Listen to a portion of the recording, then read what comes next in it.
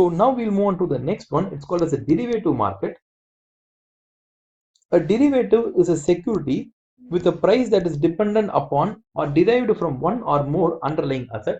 So a derivative is not an asset, it is only a contract. The value of the derivative is actually depends upon the value of the underlying asset. Derivative itself is a contract between two or more parties based upon the asset or assets.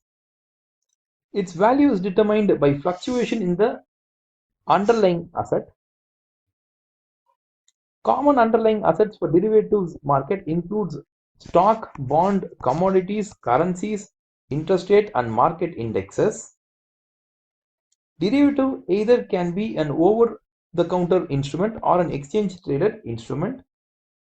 So over-the-counter traded instruments are like informal, like contracts on a basis of direct dealing.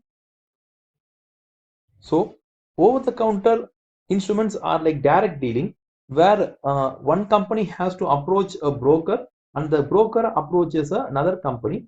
So there is only an intermediate between the two companies here, and the contract is only between the two companies directly. But in an exchange, the buyer will not know the seller directly and all. So the exchange will sit in the middle between the buyer and the seller. Okay, and there's no risk at all when you are going to trade with an exchange. Okay, so you can be like 100% safe that the other party will honor its commitment. That cannot be said to be true in terms of the over the counter trade, because the other party can default on its promise. OTC derivatives constitute the greater proportion of derivatives in existence and are unregulated, whereas derivatives traded on exchanges are standardized. So it is always better to go with exchange traded instruments. OTC derivatives have greater risk for the counterparty than do standardized derivatives. So OTC derivatives will always have counterparty risk, and standardized derivatives like exchange traded derivatives will not have counterparty risk. So now we will discuss about the futures. Currency futures are standardized contracts for the sale or purchase at a set future date of a set quantity of currency. So currencies are exchange traded instruments. Currency futures can be used to hedge currency risk in the same way as forward risk. So there's no difference between a forward risk and a future risk, except for future is a standardized exchange traded contract. Forward is a direct contract between two parties. Futures are exchange traded, whereas forward contracts are over the counter transactions. Forward contracts are used much more extensively than currency futures. Advantages of futures: the transaction costs are lower, futures are tradable and can be bought and sold on the market, so there is a pricing transparency. Futures contract can be closed before the last date of the contract. Okay, so these are the advantages that forward future contract has when compared to the forward contract, because in forward contract the broker will charge a higher amount of transaction cost, and there is no exchange in which forward can be sold. Okay, so it is always like the pricing is not transparent in forwards, and also you cannot close a forward before the last date. Okay, only futures can be closed, forwards cannot be closed for the last date. So now we'll move on to options. A currency option is the right of an option holder to buy or sell a quantity of one currency in exchange for another at a specific exchange rate on or before a future expiry date. If a buyer exercises the option seller must sell or buy at this rate. If an option is not exercised, it is lapsed at the expiry date. In options, you have the right whether to exercise the option or to just leave the option. For example, you are going to receive $1 from a foreign country. Okay, you have entered into an option. The option works like this: you have the right, okay, you have bought a you have bought a put option. Okay, you have bought a put option. Put option is the right to sell. You have the right to sell. You have the right to sell $1, okay, at rupees 70, okay, in 3 months time. In 3 months time. On the third month, okay, on the third month, the dollar and rupee parity is something like 60. So you have got $1 from the foreign country in 3 months. Now you also have an option contract. In this option contract, you have the right to sell the dollar at 70 rupees, okay, but the current spot rate is only $1 to 60. Will you accept this option, put option, or not? Yes, because if you're going to exercise your put option, you can easily sell that $1 at 70 rupees and easily make 70 rupees, because in the market if you sell it's only 60 rupees worth. So there is a 10 rupees differential, so you will go with exercising your put option. But the same case will change if the $1 in the 3 months time, the spot rate is something like 80 rupees, okay, 80 rupees. So again the foreigner has given you $1, but now the spot rate is 80 rupees. Now you have the right to sell the dollar at 70 rupees, okay, or you can sell it in the market at 80 rupees. Which one you will go? You won't go for the option, you will go for the spot rate. So you will leave the option to just expire. You won't exercise it, it will expire, and you'll use the spot market to sell your $1. So this is how the market works. But to get this option, you have to pay something called as an option premium. An option premium is the cost to buy this option, okay. So we'll move on to the currency swap. We'll look at an example for this. We'll take two companies. One is a US company and the other one is an Indian company. So the US company gets a loan from the US bank. It gets a 10 million loan at 6% interest, and the Indian company gets 450 million at 7% interest from an Indian bank. But the problem is the US company wants 450 million rupees and the Indian company wants 10 million of dollars. So they want to exchange actually.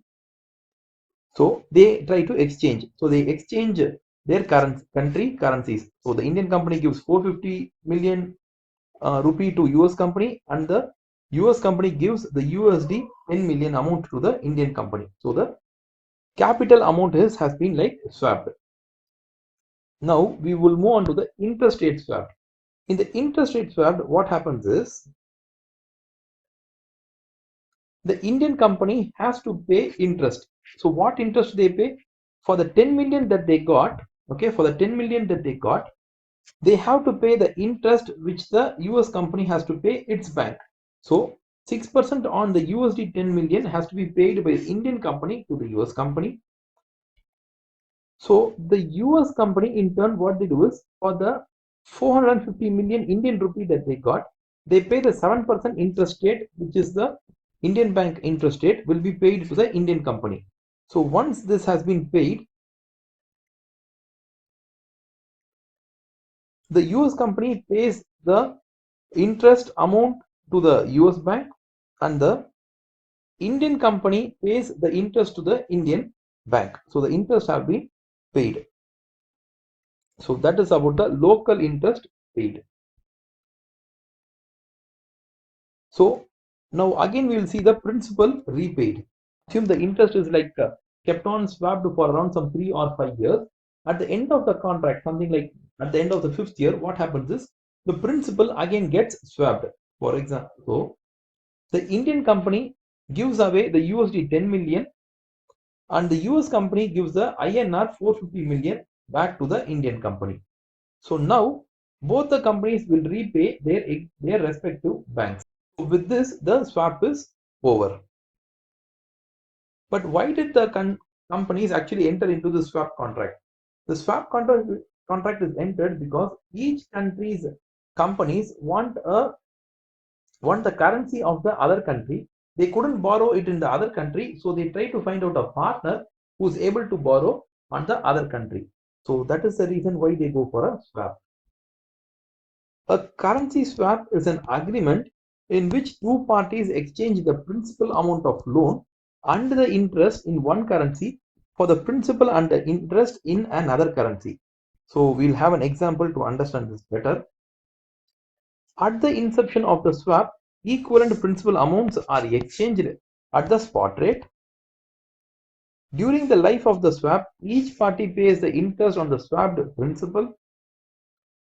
At the end of the swap, the principal amounts are swapped back at either their prevailing spot rate or a pre-agreed rate such as the rate of the original exchange of principal.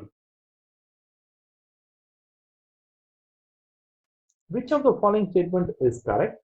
Once purchased, currency futures have a range of closeout dates. No, it's not about the range of closeout dates.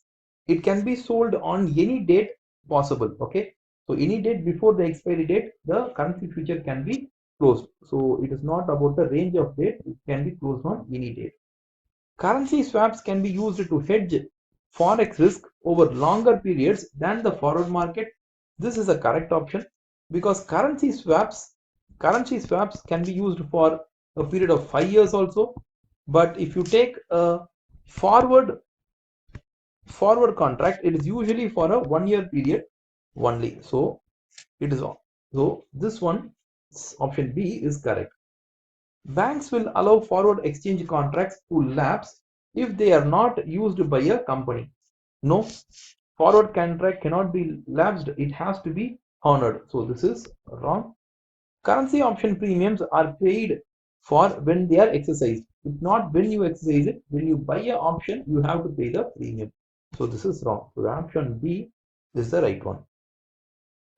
We'll move on to next. So we have another question. Which of the following hedging methods will not be suitable for hedging the euro receipt, that is a transaction risk? So which of the following is not used for a transaction risk? Forward exchange rate can be used for transaction risk. Money market hedge can be used for a transaction risk.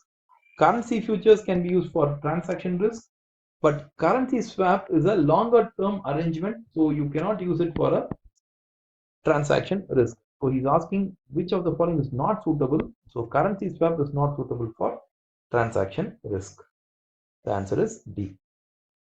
You can reach me at my website wowacademics.com, or you can also see my Quora answers. I am active in LinkedIn and in Facebook page. So you can visit at these places. If you just type Shyam Prasad and Wow Academics, you will get all these links in Google search itself. And if you like this video, give a like, share to your friends, and if you feel that any points we have missed in this video, you can post it. We will try to give an answer to you in the comment section itself, or we'll also create another video for you. So thank you for watching our video.